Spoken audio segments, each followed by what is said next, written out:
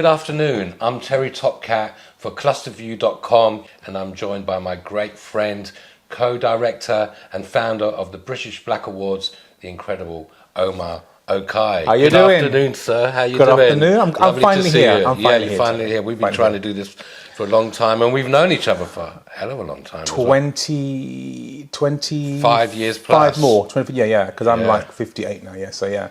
But I still look good. Well, of course you do. Of course you do.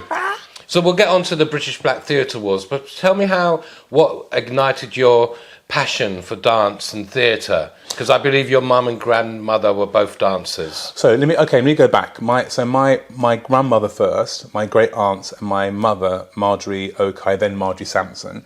My grandmother's called Annie Barnes. So they belong to one of Britain's first black dance companies. This is before Alvin Ailey even came over. Alvin Ailey Dance Company came over to Britain to perform. They were an Afro-Caribbean dance company after the war.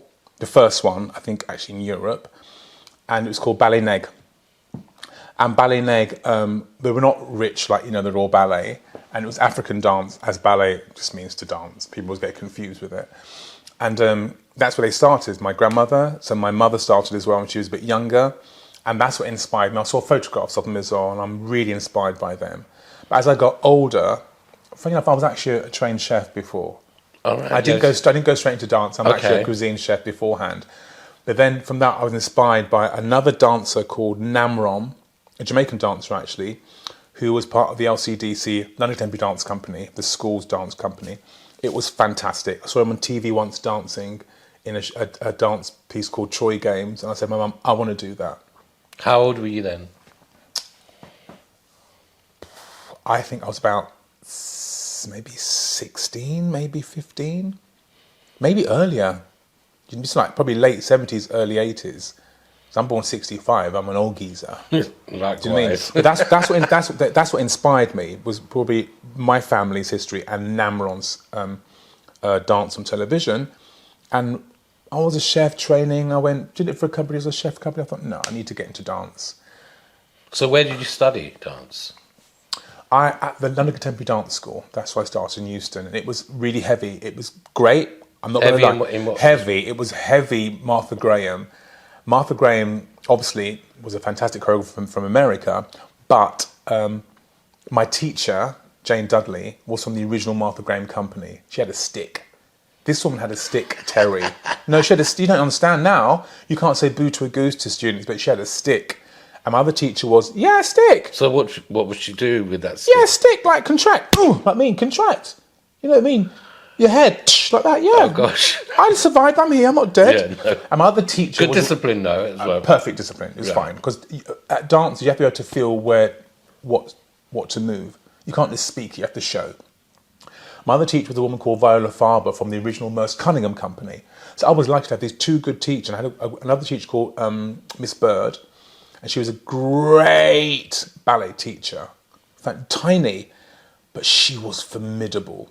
And when I left school, she just said to us, just get a job as a dancer. Don't get snobby, get a job. Good advice. Get a job in something and learn from there. And that's where I did it from. That's my inspiration. So what was the first show that you were in? Was it West End or? No, well, I wish. No, my first show was, it was actually, I went to Malaysia. How old were you? Oh, gosh, Terry, I must have been like no more than 19 or something. Really, really young. And first time you've been to that part of the world, Southeast Asia? Yes, completely. I left. Terry, I went to Austria as a kid when I was 11 or 12 from my secondary school. So this was like a huge leap to leave from London to Malaysia in a show called Splash Dance, a Las Vegas type show, which was like Splash Dance. I loved the name. Oh, I was running around as a ninja. There was girls in costumes as jumping out of waterfalls. There was girls as mermaids. There was everything. How long was that for? About 3.5 months. So when you're away that long, you have to toughen up. You have to toughen up and learn how to cope with people in all walks of life. Cope with people, cope with life. You're running nowhere. That's it. And my second job was on a cruise ship. That was a completely different experience. So what were you doing in the cruise ship? Dancing, dancing, but also doing duties. So passengers, talking to people. So therefore you have to literally know how to engage with people and be. But this also helps when I became a director. Do you understand? All this from my beginning it taught me how to analyse people when I became a director and choreographer. Because people think you just direct and choreograph. I said, you've got to know every individual person and all your technicians and all of your team, how they tick. So important you say the word team, because it's all, whether it's theatre or a dance piece, it is everyone involved. It's a team. It's a Absolutely. Team. People think a director does everything. If you're a good director, you have to let your team, your creative team, do what they do. You all talk about it. First of all, you say, listen, let's do this. They say, we're doing this. You organise it. You have your lighting designer, set designer, costume designer, sound designer. There's a musical director. There's so much in the team that make a director look good. So let's talk about Five Guys named Mo, Charles Organ, how you got involved with that, and some of the other members. I know, big shout out to Kenny Andrews. They had the wonderful Paul Medford, who was originally in EastEnders. So they had he was actually. He's doing good now. I think he's. I'm not sure. I think he's one of the CEOs of. It's a children's thing in America. I think it's called. Oh, he's based in America. Yeah. Then there's also Peter Newton. I talked to Dig Wayne still. Dig Wayne, who was in the Joe Boxers. Joe Boxers. They sang Boxer Beat. So I know. I'm in touch. All of them. We're all in touch with each other. So tell me, if people don't know, because they've done they did a show many years later. But tell us how Charles came up with the idea, or so let me tell you everyone about Five Guys named Mo, because it's it's such an iconic show. So my first West End show was a show called King about Martin Luther King. It didn't last very long. I didn't care. It ran for 6 weeks after 2.5 months rehearsal. But and tell people about the process of rehearsal. So let's say you go through the audition process. So let's go from the audition process. Yes. First. Your agent, if you happen to have one, right, will tell you they want to see you for this. They will submit you for something. It'll be for a lead or for the ensemble. You have to go in front of a panel and you've got to sing. Then you've got to dance. Then you've got to act. Then you might have a recall and another recall. And you might have 4 or 5 recalls sometimes. Then you get the role. Then there's a whole rehearsal with everybody in the room, with your musical director, the whole team, the writer, everything. Without the costumes first? No costumes, no set, nothing. It's just raw. Right. And it's a really tough experience because you work for months sometimes, or maybe 2 months rehearsing for the big shows. And then literally, Terry, you may get into a show that could run for, like, say, Lion King has run for 25 years. It's a 25-year anniversary this year. Great show, by the way. Right. Love that show. Some shows only last 6 weeks. Yet you've rehearsed for 2 months and done your the technical rehearsal for these shows can be like almost 2 weeks of tech. Meaning how the lighting works, how the set moves, how the costume works. We've got to change that. And people don't realise, when they get the show closed, I say, yeah, but it's really sad because people put their whole life or work for like 10 years to get a show ready, and then suddenly the show's going to close in this country. And they might lose money on it as well. Yeah, but it may run in Australia, it may run in somewhere else. Exactly, so, there's always a thing. So there's that in rehearsal. But so for my first show, that's when I first understood about technical rehearsal properly. I had to leave rehearsal sometimes. And why do you think it didn't do well, King? Because what an amazing man he was. You never know. Okay. You never know. It could be I think there's a lot of stuff against it anyway because the subject matter. It kind of upset a lot of people. Now it wouldn't. I think then it did. You're right. 88. I think it wrangled a lot of people, and they just made any sort of excuse not to like it. It wasn't the best show. It was no way the worst show. But it did make the Guinness Book of Records that year for the biggest flop. Oh dear. Well, let's hope they do another show about him. But that's why I met Clark Peters, the writer of Five Guys Named Mo. Right. And Kenny Andrews, funny enough, was also in King. Oh, okay. And then I was called by a woman called Paulette Randall to audition for Five Guys at Stratford East Theatre Royal in the East End, where I'm directing the 140th year Panto this year of Pinocchio. Pinocchio, that's correct, yes. So they called me in, and I said, "You've already seen me, I'm not coming in." And my gosh, Paulette said to me, "You're coming in." I went, "No, have you seen?" She said, "Get up, you're coming in." So I got my ass out of bed from Fulham, went to Stratford East Theatre Royal in Stratford East End, auditioned again. Charles Organs was there, who originally came to this country doing Bubbling Brown Sugar. He was there directing it, and there was also Clark Peters there, and I auditioned. I went, okay, thanks, and I just went to leave. There's also a guy called Chapman Roberts who did the vocal arrangements for Dreamgirls on the tour in America. Love Dreamgirls. That's another. The first tour. And anyway, they said to me, okay, great, here's the script. Well, okay, I went to walk away and they said, no, you're starting now.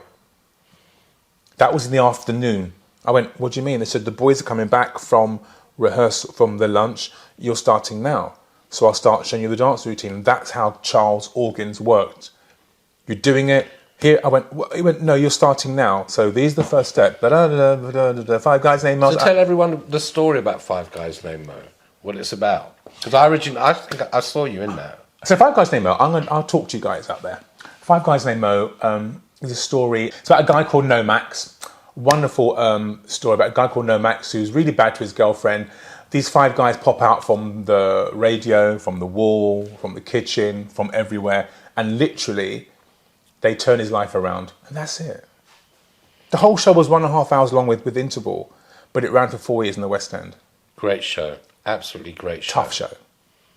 So again, another great experience working in the West End. So when did you decide from being a dancer, and obviously you had ideas to choreograph, and you've been directed by Charles Organ and all these amazing people. Yeah. When did it dawn on you to think, I want to do that too, rather than just be the dancer? I'll tell you. I was a dancer, but luckily enough, I got really good roles as well. I mean, because I'm a song and dance man, I did play Eat Mo and Five Guys Named Mo in the first cast, did the album, did really well. I played Daddy Brubeck in Sweet Charity. I did Ain't Misbehaving in Scotland. I did My One and Only in the West End as well. So I had really nice roles. But then I did a show once. Sorry, Watford. I did a At the Coliseum? No, Watford Palace. Okay. Not the Coliseum.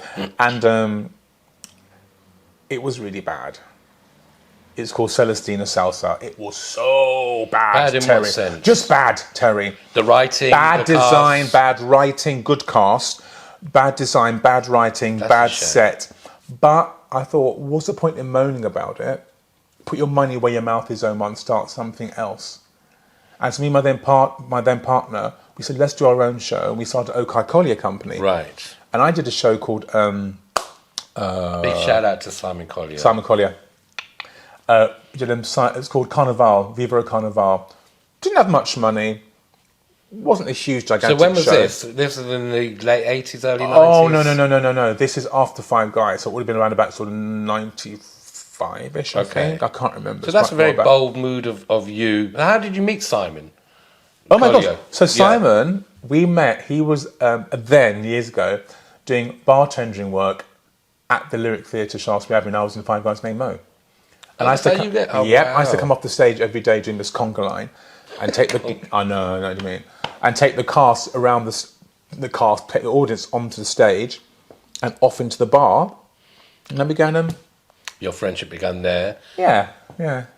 Began chatting. So tell us about Okai Collier and the production. Okai Collier and the productions that you worked on. You directed. So many. We did and produced as well. Yeah, between us. We've done so many Terror. We did Tell us about Pearly. Pearly. Yes. Big shout out to Miss Melba Moore, who was in the original cast of Pearly. Melba Moore. I love her. Or I still trying to chat to her sometimes on Instagram. So Melba Moore was in the original cast of Pearly. And actually, I'll tell you why we picked Pearly, because I saw online the full video of Pearly with Melba Moore playing Lutabelle. And I knew Melba Moore from my mum's record collection when I was a little kid, like from the 70s. And she had this turban wrapped on her. She was very exotic. Mum would always play Melba Moore albums. And I thought, oh my God, because Melba Moore also does musicals. I thought, I wanted to do Pearly. So for some reason, they gave Okai Collier Company, who were a really small company, we were small, they gave us the rights to do Pearly. We couldn't do it. So the Bridewell, we did the Bridewell, Pearly. It was a really big hit. It was great. I want to do it again at some point. So that's kind of one of our most important things I think we've done. We've also done Dracula, but Remainers call it Dracula. I know, we're very posh. There's another one called Smiling State, There's so much stuff, Terry, we've done so much over the years. But Simon now does more recordings. They record plays, and they do a thing called Wavelength, which has won awards now for digital awards for sound. Fantastic, yeah. And then I kind of went on from that, and then Black British Theatre Awards. So talking about your experience as a dancer or choreographer, you mentioned about Malaysia. You've worked in so many different countries. So let's talk. So tell us what it's like as a man of colour. One, to go to Shanghai.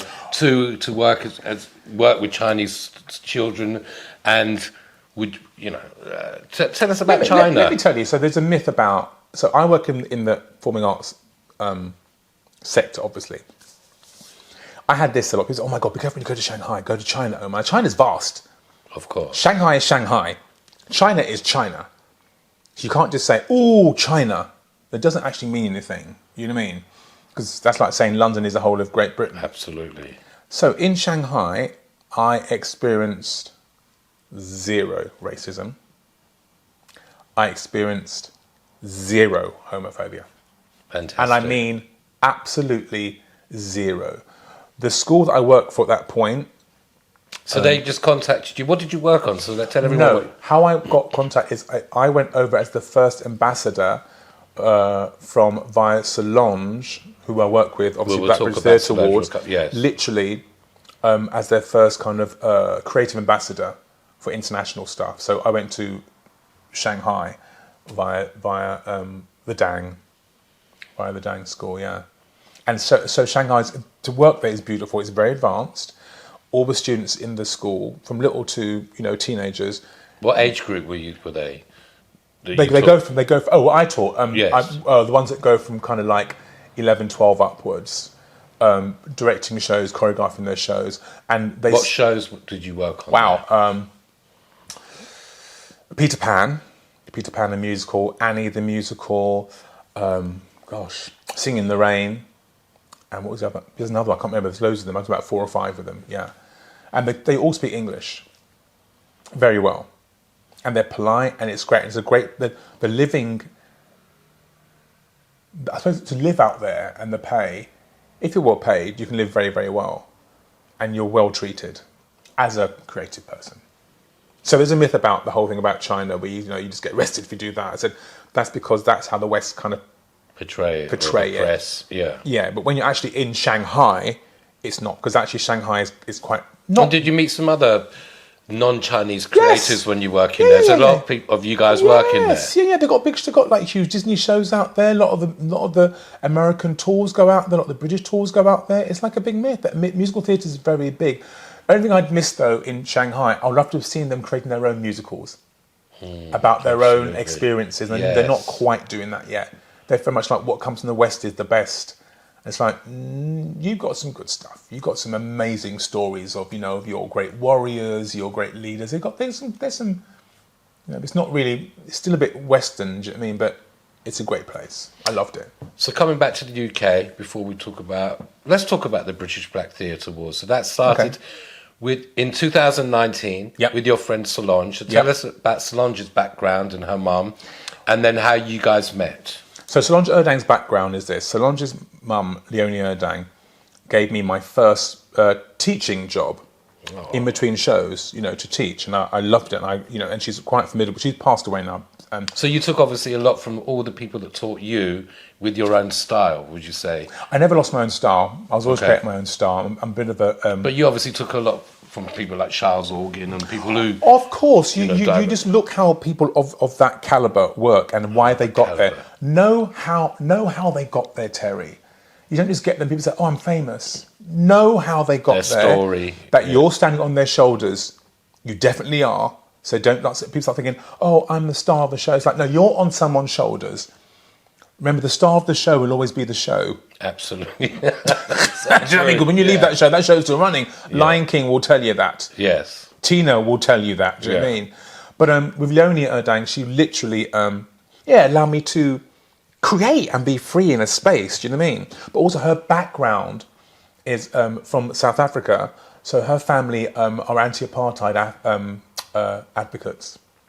So they used to fight against her. That's why Leonie came to England, because she would not accept that kind of apartheid way of being. And so that her school was always the Urdang. The original Urdang, yes. Was always very mixed. And Solange Urdang, who I work with towards her daughter, has always had that ethic. Even in her new school called the Dang, which is great, that ethic of keeping that, I don't want to use the word diverse, but it is diverse. But there shouldn't be a word called diverse. We shouldn't need to use that word all the time, diverse, because it's mute to me, but we have to use that word. People understand it's mixed. You should always have her school completely mixed, and she's a formidable character. We laugh a lot. We go back away because people think Solange Urdang is like very much like, oh, I run the school, but she used to run club nights. I remember telling you, she knows all those on the door and the she knows all those people like Steve Strange, giving out flyers and getting people in to come see get people into the club, doing club nights. No, she was a bit of a raver. So tell us why you and Solange both started the Black British Theatre Awards. I will tell you. Where it started and who you've had perform there. Let me tell you from the beginning. Yes, please. In a nutshell, because it's a long story. But a tweet was found from an agent, I won't say who the agent is, from an agent, and it said thus, not word for word. Is anybody else out there kind of fed up with them being given the jobs which white actor musos can do? She's an agent. White actor musos can do, and all they are being used for is their va-va-voom. It's putting good white actor musicians out of jobs. So that's meant to be a private tweet, but it wasn't actually. Someone found it, went out, they put it out there. This caused a complete storm. Absolutely. And I put it on my Facebook, and I remember people sort of saying, one of my friends was saying, yeah, my friend went up for Lion King and they're white, they didn't get the job. I said, no, Lion King's not an all-black show, so we're not going to do that one. It's not an all-black show, Lion King. It's Lion King, it's mixed. Yeah. I said, so your friend didn't get the job because they didn't get the job. Absolutely. This tweet says, them. Why are them, meaning people of black people? Yes, of course. Why are they being given jobs over good white actor musicians? That doesn't make any sense. So anyway, just a quick thing there. There used to be a thing. People say, "Well, it's the best one for the job." I said, "No, it's the best one if you get into the room to apply for the job, first of all." So that's all changed now. That's changed quite a lot. And this big debate started. What happened to the actual agent who did that tweet? I never heard of her again. Rightly so. So Solange said, "Is there like an award ceremony at the Mobos?" I went, "No." I said, "Okay, let's check." So we both went away, checking as we do. Nothing. We just said, "Right, let's do an award ceremony." It's called the Black British Theatre Awards, and we sort of went back and forth. And then we booked a we got like a focus group together quickly, discussing ideas. It's our first year. We held it at the Finsbury Town Hall, which the Urdang was part of. It's in the so Urdang. Obviously you have to get your whole creative team together, But very quick. We just said, let's just do it, and we did like a launch kind of thing at the Century Club, Shaftesbury Avenue. People saying, "Oh my God!" I know the Century. We said, "Well, yeah, I don't even have to pay for it." We just got in there and we said, "No one's going to turn up." Literally, people were queuing up to get in. Wonderful. Queuing up to get in. It was like, "I've been here, I want to get in." We had some great speeches done, and then literally we said, "Let's just do the awards." And the first year we did it at the Finsbury Town Hall, which is part of the Great Hall, part of the old Urdang. Sit down 3-course meal. It's absolutely beautiful. It's fantastic. Did that. And from that year, Nadine Benjamin, she literally sang Summertime for us as our first presentation. But since then, as years have gone by, we've had people like Hollywood star Cynthia Erivo has hosted it. Danny Sapani has hosted it with her. He's now in King Lear, actually, at the Almeida Theatre. A fantastic piece of work. We've had so many people. Lucy St. Louis, who is now playing Galinda in Wicked. We've had so many Hollywood stars and West End stars. And even this last year, they threw over the guy called Miles Hart, who's actually going to be playing. That's right. He's going to be playing MJ in the musical MJ over here. They flew him over just to present an award for us. So we have these great connections now. You know, and we have a good very sponsors as we have well. we have great sponsors like Disney's Lion King are huge sponsors of us, and they do a very good kind of summer school for young people. They're very much on that whole diversity track, and we have great sponsors. So now we're in our 6th year. So when's that going to be? It's going to be in October this year. End of October. Great. End of October, and I can't say what theatre it is yet. No, of course not. Can't say that yet. So also you, very quickly, because we're going to wrap you up, you've worked as associate producer. What exactly is that role on Get Up, Stand Up, the wonderful Bob Marley musical? Fabulous, that was fantastic great. musical. Associate producer is, so if I... Producer, sorry, yes. Director, you're correct. No, You're correct. Yeah. Okay. So if someone's directed the show, so I directed a show, and I've now got other things to go and do, you have another person who's the director, obviously, who's associate, who would then look after the show, recast it, come in now and again and check the quality of the show. So recast, you would have that. Yes. You have the power to do the auditions while the other producer's away and Director. Director. Sorry, yeah. The director can come in or not, but if the director want to, right. they don't want to be there. They haven't got to be there because you've got that. You're now running the show. Absolutely. And you have a resident director after that is somebody who stays there with the show permanently. You know, calling rehearsals or someone's ill, fixing stuff, fixing many arguments. That's how it goes. You know, in theatre, we've all got energy and egos, and they'll be there all the time to take all that. It's a hard job. Associate director. So that's going to be coming up this October, the British Black Theatre Awards. Yep, in our 6th year. Wonderful. And I went last year, and big shout out to the wonderful Nadine Benjamin, who we will be interviewing soon, just to organise that. And she was a lovely lady, and not only, I haven't seen her perform yet, but she was so lovely to me and my mum. Listen, Terry, she's fantastic. That's all I've got to say. When you hear her voice, she's fantastic.